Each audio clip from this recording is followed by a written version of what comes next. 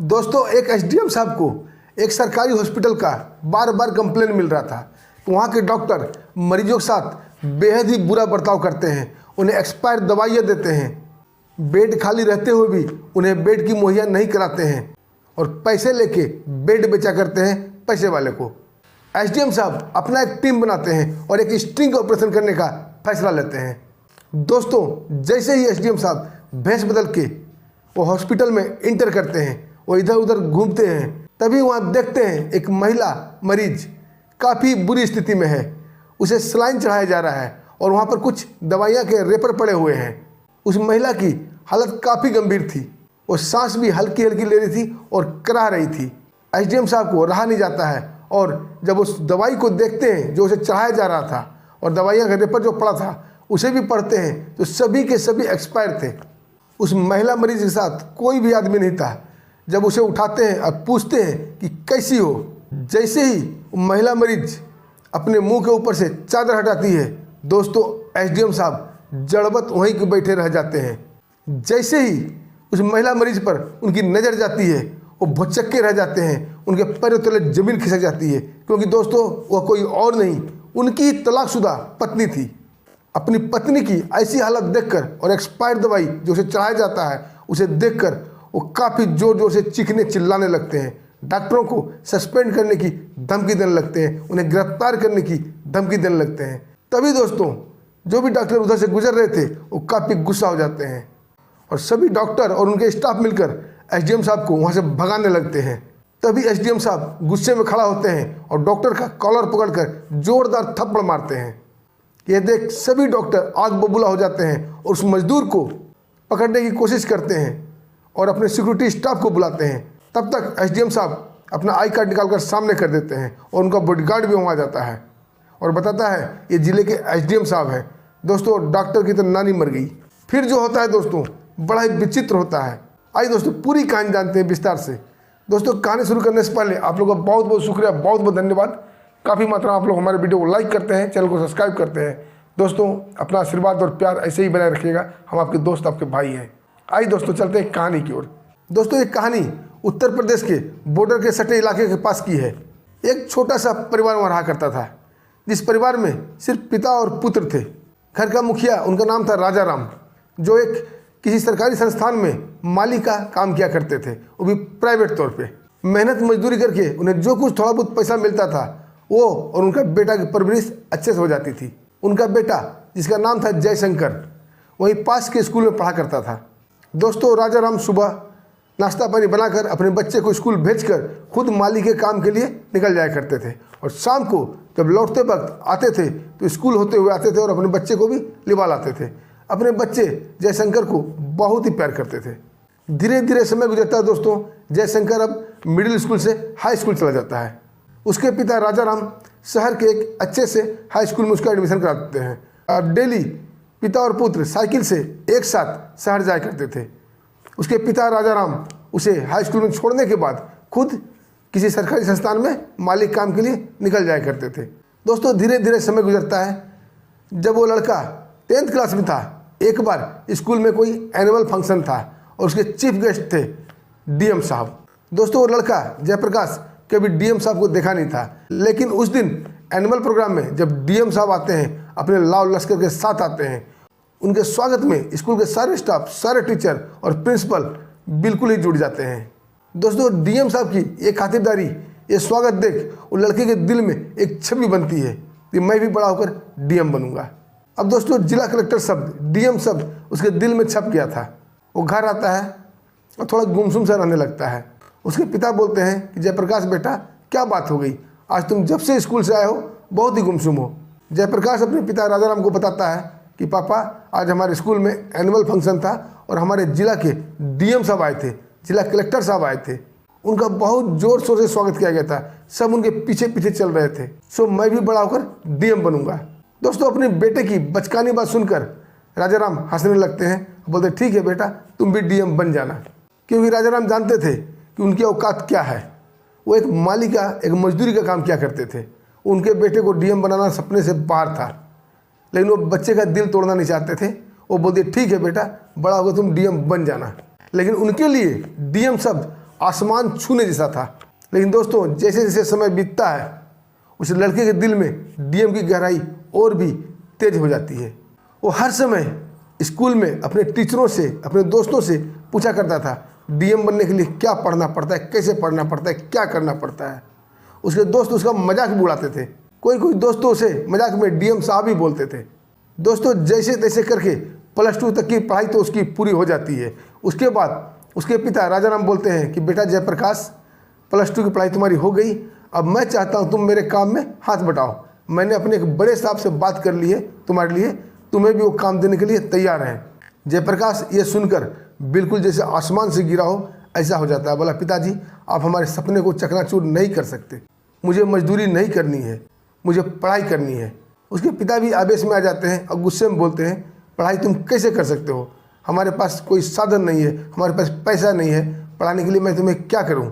जयप्रकाश बोलता है पिताजी पढ़ने के लिए पैसे की आवश्यकता नहीं होती है, जुनून की आवश्यकता होती है। बस आप मेरा पत्ता मत काटो, आप मुझे मजदूरी करने के लिए विवश मत करो, आप सिर्फ हमारा सपोर्ट करो, सहारा दो, बाकी मैं देख लूँगा। उसके पिता भी मन मार कर बोलते हैं ठीक है बेटा, जैसे तुम्हें उचित लगे तुम करो, लेकिन मुझसे कोई उम्मीद की भरोसा नहीं करना, क्योंकि अब मैं उतना मजदूरी नहीं कर सकता, मेरी उम्र भी हो रही है, मैं बूढ़ा हो गया हूँ, अब ज़्यादा काम मुझसे नहीं होता। जयप्रकाश बोलता है ठीक है पापा मैं देख लूँगा। दोस्तों वो शहर के एक अच्छे कॉलेज में एडमिशन ले लेता है, क्योंकि उसके सभी सब्जेक्ट में मार्क्स अच्छे थे, उसे इजीली एक अच्छे कॉलेज में एडमिशन मिल जाता है। अपने पिता की साइकिल लेकर अब वो कॉलेज जाया करता था। पिता को साइकिल में बैठाकर वो सरकारी संस्थान में छोड़ दिया करता था जहाँ वो माली काम करते थे। उसके बाद वो कॉलेज लेकर चला जाता था, क्योंकि कॉलेज वहाँ से 8 किलोमीटर दूर था। लेकिन दोस्तों कॉलेज आते और जाते में उसका काफ़ी वक्त जाया हो जाता था, जिससे पढ़ाई पर असर पड़ता था, वो थक भी जाता था। वो मन ही मन सोचता है कि कॉलेज के आसपास ही कोई छोटा सा कमरा मिल जाता तो बहुत ही अच्छा होता, लेकिन उसके लिए उसके पास पैसे नहीं थे। एक दिन वो कॉलेज के आसपास ही एक कोचिंग संस्थान का बोर्ड देखता है और वहाँ जाता है और संस्थान के मालिक से बोलता है कि मैं भी आपके कोचिंग में पढ़ाना चाहता हूँ। कोचिंग के मालिक बोलते हैं ठीक है कल तुम आ जाना, मैं तुम्हारा टेस्ट लूँगा, उसके बाद मैं बताऊँगा तुम्हें क्या करना है। दोस्तों दूसरे दिन जयप्रकाश कोचिंग में जाता है। कोचिंग के मालिक उसे एक क्लास में पढ़ाने को बोलते हैं और ख़ुद भी उस क्लास में बैठ जाते हैं। जयप्रकाश इतना बढ़िया ढंग से पढ़ाता है दोस्तों कि स्टूडेंट भी वाह वाह करने लगते हैं और कोचिंग संस्थान का मालिक भी अंदर ही अंदर उसके पढ़ाने के तरीका से झूम उठता है और उसे उस कोचिंग में मास्टर की नौकरी दे देता है। अब दोस्तों जयप्रकाश उस कोचिंग में पढ़ाने लगा था। उसके पढ़ाने की शैली से सारे स्टूडेंट प्रभावित थे। दोस्तों कुछ दिन बीतता है, वो कोचिंग के मालिक के पास जाता है, बोलता है सर अगर आप बुरा ना माने तो आपसे एक बात कहनी है। कोचिंग का हेड बोलता है ठीक है बेटा बोलो क्या चाहते हो। जयप्रकाश बोलता है सर मेरा गांव से आना जाना काफ़ी दूर से होता है और साइकिल से मैं आता हूं और पिताजी को भी साथ में लाता हूं, डेली ये संभव नहीं हो पाता है, अगर आप मुझे थोड़ा सा जगह दे देंगे रहने का तो बहुत मेहरबानी होगी। वो कोचिंग का मालिक उसे एक रूम दे देता है। अब दोस्तों जयप्रकाश की दुनिया यहाँ से बदलना शुरू हो गया था। अब दोस्तों जयप्रकाश उस रूम में रहने लगा था। कुछ दिन के बाद वो अपने पिता को भी उसी रूम में ले आता है। अब दोस्तों उसे कोचिंग में इतने पैसे मिल जाया करते थे कि पिता और पुत्र का अच्छे से निर्वाह हो रहा था और वो अपने पिता का मजदूरी वाला माली वाला काम छोड़ा देता है। कहता है पिताजी आप हमारे रूम में बैठकर आराम से रहिए, हम इतना कमा लेते हैं। दोस्तों एक दिन सुबह सुबह कोचिंग में वो पढ़ाने के लिए गया था। वहाँ देखा कुछ टीचर और कोचिंग के मालिक में विवाद चल रहा है पैसे को लेकर। जयप्रकाश को भी एहसास होता है कि उसे भी कम पैसा दिया जा रहा है और सभी टीचर का ये शिकायत था कि कोचिंग का मालिक उसे पैसे बहुत ही कम देता है, जबकि स्टूडेंट से अच्छे खासे फीस वसूले जाते थे। जयप्रकाश भी उन टीचर के साथ मालिक से बोलता है कि सर ये लोग सही बोल रहे हैं, हमें बहुत कम पैसा आप देते हो जबकि हम अच्छा खासा पढ़ाते हैं। कोचिंग का मालिक बोलता है कि पढ़ाना है तो पढ़ाओ, नहीं तो तुम लोग अपना रास्ता देखो। अब दोस्तों जयप्रकाश और उसके साथ 4 टीचर मिलकर उस कोचिंग को छोड़ देते हैं और अलग एक कोचिंग खोल लेते हैं और वहाँ अच्छे ढंग से बच्चे को पढ़ाने लगते हैं। दोस्तों कुछ ही समय बीता था कि उस कोचिंग के सारे स्टूडेंट इनके कोचिंग में आ जाते हैं और शहर के और भी नए लड़के उस कोचिंग में आ जाते हैं। अब दोस्तों उस कोचिंग का प्रिंसिपल जयप्रकाश बन गया था। वो 1-2 टीचर की और भर्ती करता है और 2-4 रूम और भी किराए पर लेता है। अब दोस्तों उस एरिया में उसका कोचिंग बहुत अच्छा चलने लगा था और अच्छा मुनाफा होने लगा था और उस कोचिंग की एडम व्यवस्था उसके पिता देखा करते थे।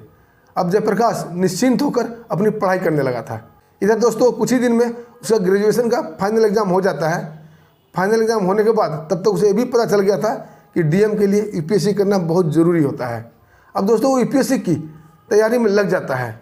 इसी बीच उसके पिता बोलते हैं कि बेटा जयप्रकाश, अगर तुम शादी कर लोगे, तुम्हारी उम्र भी निकली जा रही है, आस पड़ोस के लोग उंगली भी उठाने लगे हैं, तो बहुत ही बेहतर होगा।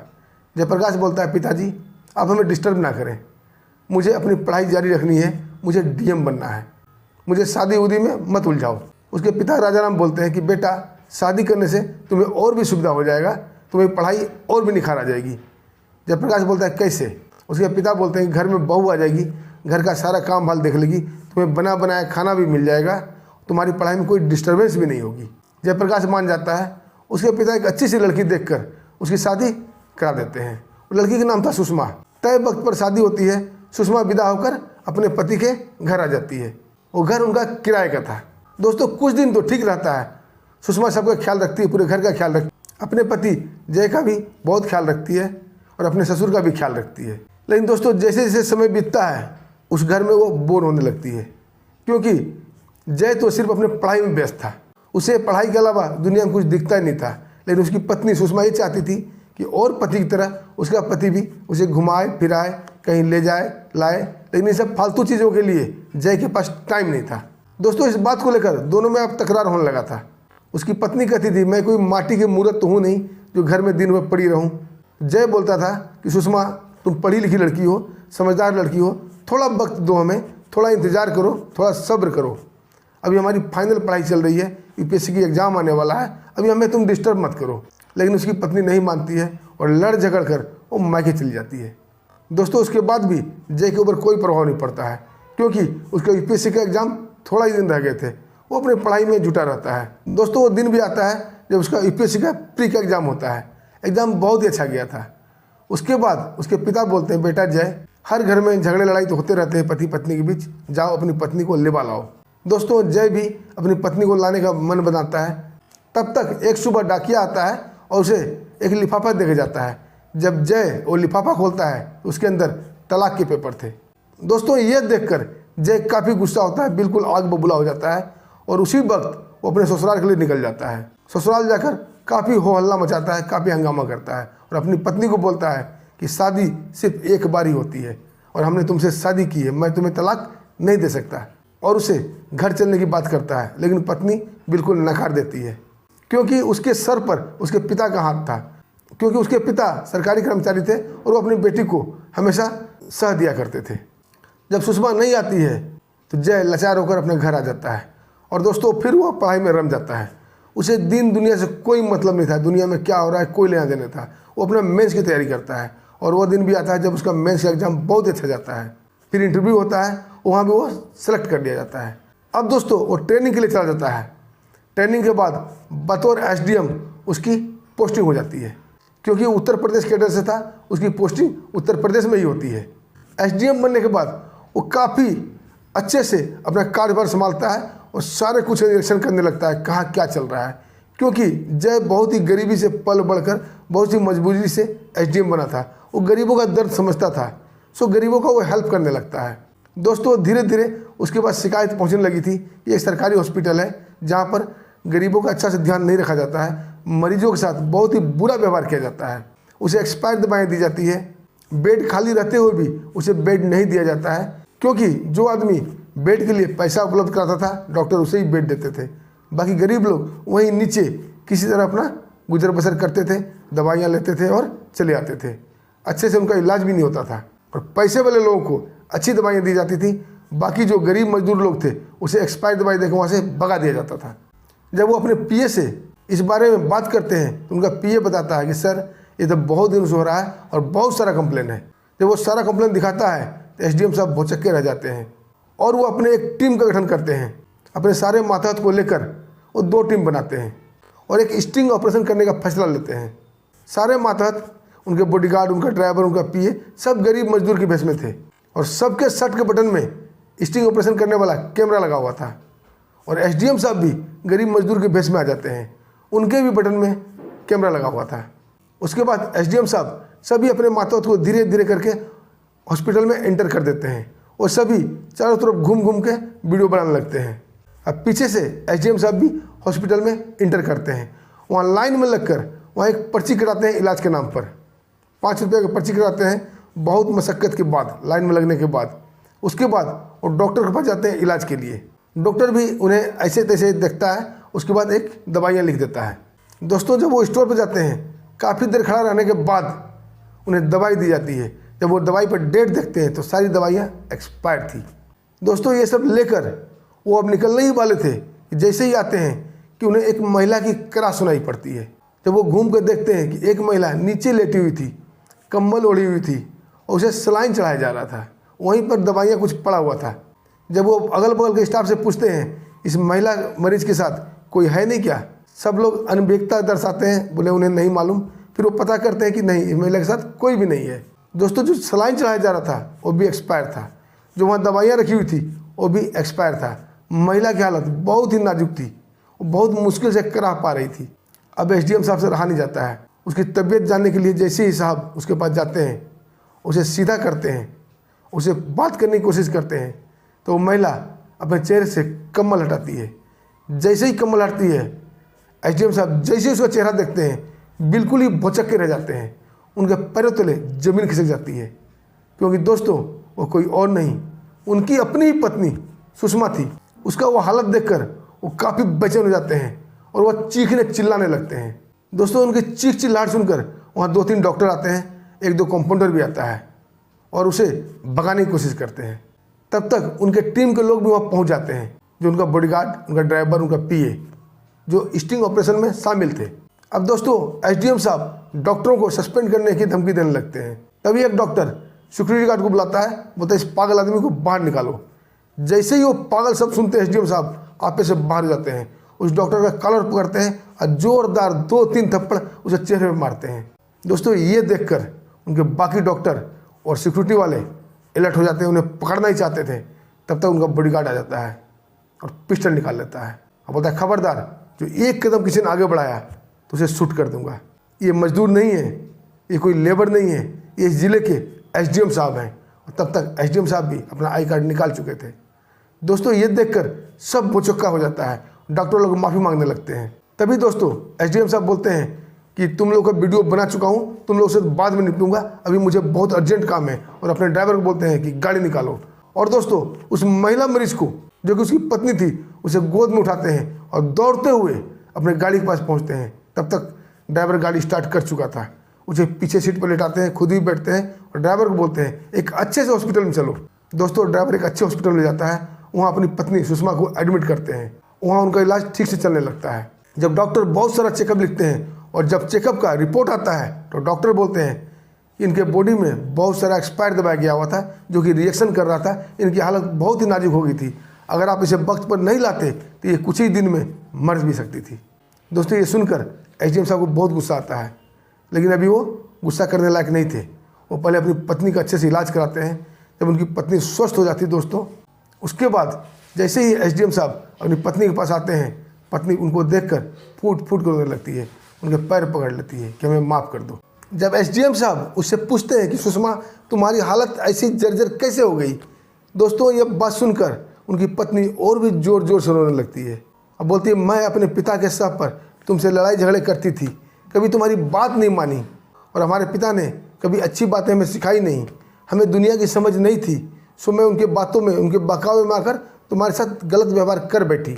लेकिन जब उनकी मृत्यु होने के बाद जब किसी ने हमारी मदद नहीं की, हमारे पास पेट पालने की समस्या उत्पन्न हो गई, तब मुझे एहसास हुआ कि दुनिया क्या है, और मैं ये सोचते सोचते डिप्रेशन में आ गई और बीमार पड़ गई, और अड़ोस पड़ोस के लोग मुझे इसी हॉस्पिटल में एडमिट कर गए। अगर तुम ना आते तो आज मैं भी मर जाती।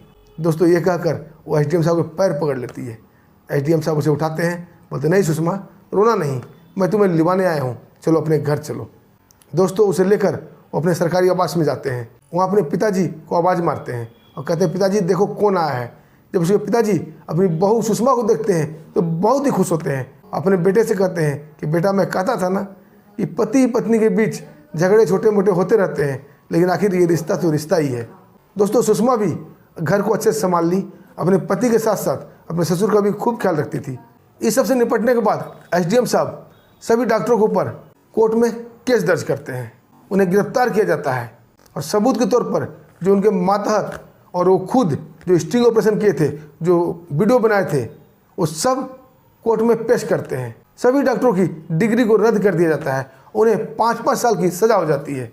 उसके बाद उस हॉस्पिटल में नए डॉक्टर की इंटर होती है, वो भी एसडीएम साहब की देख रेख में। अच्छे डॉक्टर का सिलेक्शन होता है दोस्तों, वो हॉस्पिटल एक बढ़िया हॉस्पिटल बन जाता है। दोस्तों, एक कहानी सुनाने का मकसद मेरा यह था कि अगर हर कोई अपनी जिम्मेदारी, अपनी ड्यूटी समझे तो कहीं भी दिक्कत नहीं होगी। दोस्तों, कहानी आपको पसंद आई तो वीडियो को लाइक कीजिएगा, चैनल को सब्सक्राइब कीजिएगा। फिर मिलते हैं दोस्तों एक बढ़िया बेहतरीन कहानी के साथ। तब तक के लिए हमें आज्ञा दीजिए। नमस्कार, जय हिंद।